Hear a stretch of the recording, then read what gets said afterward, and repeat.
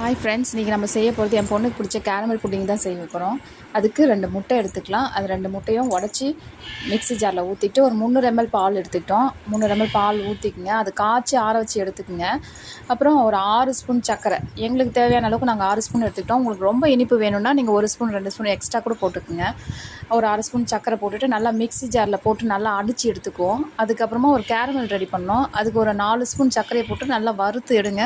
வறுத்தும் போது அது நல்லா உருகி ப்ரௌன் கலரில் வரும். அந்த ப்ரௌன் கலரில் வரது தான் எடுத்து நம்ம எந்த கிண்ணத்தில் ஊற்றி வைக்க போகிறோமோ அந்த கிண்ணத்தில் அந்த ப்ரௌன் கலரில் கேரமலில் ஊற்றி அதுக்கப்புறம் நம்ம அடித்து வச்சுருக்க அந்த பால், முட்டை, சர்க்கரை போட்டுட்டு ஏலக்காய் போட்டுட்டு ஒரு குக்கரில் 1/2 டம்ளர் தண்ணி வச்சு அதை மூடி போட்டுட்டு ஒரு சிம்மில் வச்சுட்டு ஒரு 20 மினிட்ஸ் வெயிட் பண்ணுங்கள். அப்புறம் கேரமல் புட்டிங் ரெடி ஆகிடும்.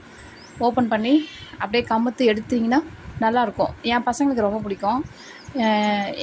என் பசங்க ரொம்ப விரும்பி சாப்பிடுவாங்க. நான் அடிக்கடி செய்வேன். நீங்களும் செஞ்சு